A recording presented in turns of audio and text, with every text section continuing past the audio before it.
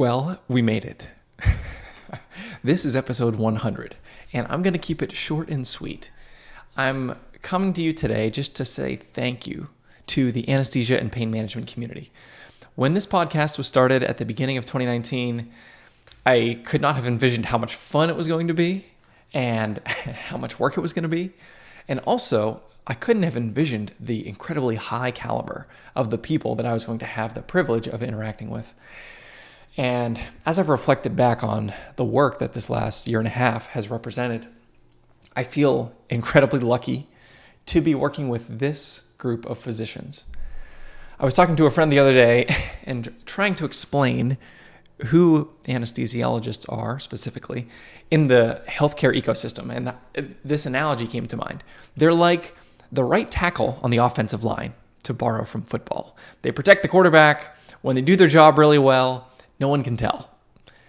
Everything goes smoothly and, the team scores a touchdown. They seldom get the headlines, even when it's deserved, and they're cool with that. They embrace that identity. It just says so much about the character of the people who are in this profession. Classic example, perhaps you've heard of Dr. Richard Harris. I don't know if you have or not. If you haven't, do yourself a favor and Google his name. You might find some hits related to Australia's Man of the Year for 2019. Do you remember the story about the soccer team from Thailand who were doing the cave exploration and they got stuck whenever the tide rose and they were essentially starving and running out of time, stuck in these caves? Dr. Harris was an anesthesiologist as well as a scuba diver and survival medicine expert cave diver who was responsible for the idea of masking these boys with scuba gear and administering intramuscular ketamine and then essentially dragging them out with a team of experienced divers hundreds of yards underwater through murky and treacherous terrain in order to bring them to safety. Most people didn't realize that it was an anesthesiologist in this circumstance who was the hero. Dr. Harris has eschewed the limelight in the way that I would expect, knowing so many people in the world of anesthesiology, having gotten to know so many of them. And he seems to have, from what I've read and seen of his interviews, he has a deep satisfaction at having done the job well and no sense of self-promotion, even though he showed such incredible ingenuity, competence, bravery, and humility, all wrapped up together in one beautiful cocktail.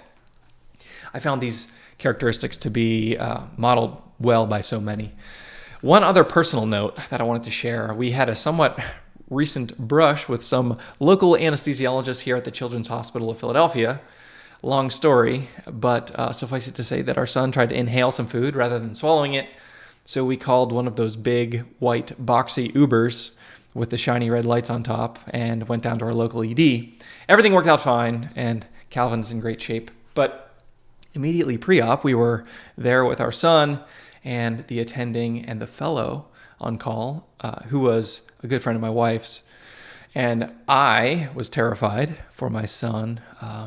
And in the midst of that really crazy, tumultuous, and emotional experience, the empathetic care we received from the members of the anesthesia team, in particular, the wisdom that these physicians showed as they sought to care not only for our son, but for his freaked out parents, this was immensely meaningful. And really, it left a mark on me.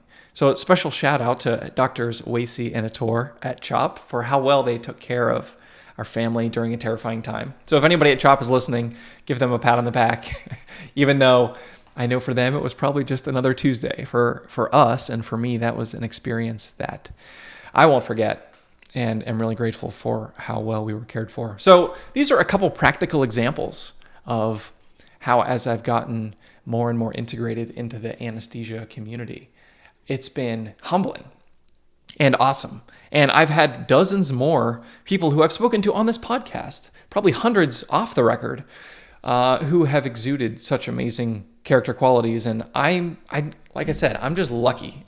I feel lucky to be involved in this community and to be able to do some small, to play some small part in helping to support and equip physicians in this specialty. I'm going to continue to work as hard as I can to make APM Success a resource for this incredible group of dedicated physicians. We have some great stuff coming up, but I always love to hear from our listeners. So if you have any ideas, any feedback, email me at justin@apmsuccess.com.